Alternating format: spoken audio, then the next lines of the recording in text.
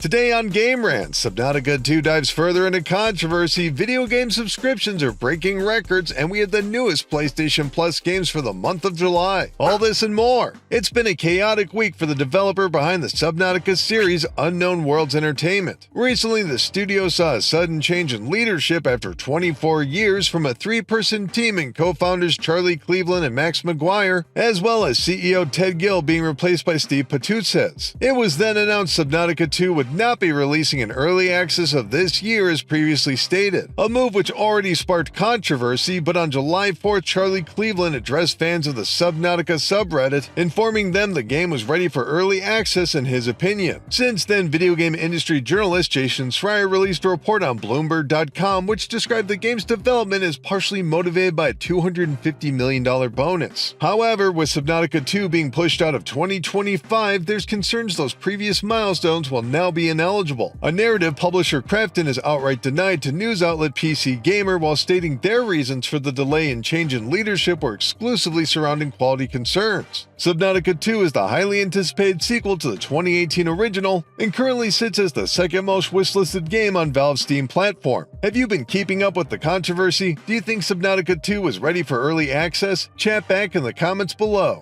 After a several-month strike, the Screen Actors Guild American Federation of Television and Radio Artists, or SAG-AFTRA, has ratified a new agreement with some of the video game industry's largest publishers. The interactive media agreement addresses concerns vocal performers have regarding the use of artificial intelligence in voice acting, or the use of their performances in training AI. For example, actors now have additional consent requirements, and when a strike should occur, developers will be unable to generate additional content based on a member's voice. With over 95% of members voting yes, this agreement puts an end to the strike, which began 11 months ago. And in that time, AI voice acting in video games has appeared in some of the most popular modern titles. Recently, Epic's Fortnite featured an AI vocal replica of actor James Earl Jones for the Star Wars character Darth Vader. In 2022, Mr. Jones sold the rights of his voice for replication and artificial intelligence to the Disney Corporation, owners of the Star Wars franchise. How do you feel about AI voices being used in video games? Chat back in the comments below. Circana Executive Director Matt Piscatella has released his latest financial report for the video game industry in the United States for the month of May. While the hardware sector dropped 13% year-over-year and accessories slid by 6% year-over-year, both losses were dwarfed by a 2% increase in games, content, and subscriptions year-over-year, totaling $3.72 billion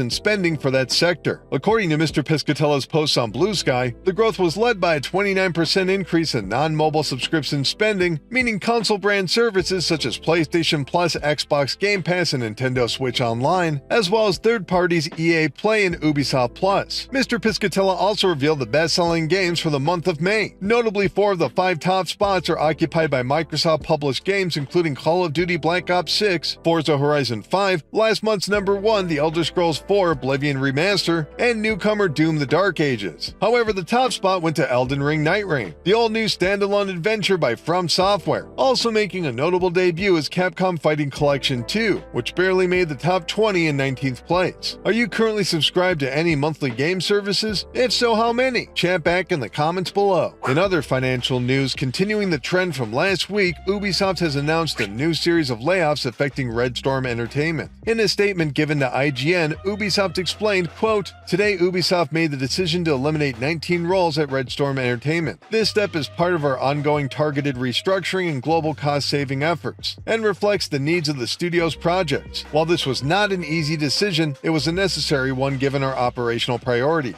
We remain committed to supporting those affected with comprehensive severance packages, extended healthcare benefits, and career transition assistance. We deeply appreciate their hard work and their impact they've had on Ubisoft." End quote. Red Storm Entertainment is best known for their formative work in the Tom Clancy franchise, as well as being co-founded by the author in 1996, and yet the studio's latest efforts in the Tom Clancy universe have failed to materialize, including a Splinter Cell VR project or The Division Heartland being cancelled over the past few years. Are you a Red Storm fan? What game would you like to see them develop next? Chat back in the comments. GameStop has turned a recent PR blunder into charity. CEO Ryan Cohen has revealed the company's official eBay will auction off a Nintendo Switch 2 console, allegedly the first in a series damaged on launch day when employees stapled receipts to the boxes, accidentally puncturing the screens. The winner of the auction will receive the console now with a refurbished screen, the original box and the original staple, as well as the original black stapler used in the mishap. The auction will end on Wednesday, July 16th, with all proceeds going to the Children's Miracle Network hospitals. Electronic Arts has announced the end of server support for 2013's Need for Speed Rivals. Starting this fall on October 7th, the game's multiplayer and other online features will no longer function. A launch title for the PlayStation 4 and Xbox One, the game also appeared on previous generations, the Xbox 360 and PlayStation 3, as well as a version for Windows PC. And finally, we have the newest games for PlayStation Plus Extra and Premium. Cyberpunk 2077 kicks off the month and is available right now. Meanwhile, Abiotic Factor will be available as a Day 1 launch title on July 22nd. But on July 15th, Extra subscribers will have access to Banishers, Ghosts of New Eden, Bluey the video game, New World Eternum, Planet Zoo, Risk of Rain 2, Tropico 6 Next Gen Edition. Meanwhile, Premium subscribers will have access to Classics, Twisted Metal 3, and Twisted Metal 4. Anyway, that's gonna do it for this video, but we'll be back tomorrow. In the meantime, why not check out the best open world games with massive endgame comment by Marcus Patton. Keep clicking around here at Game Rant, and we'll see you next time. Thanks, everybody.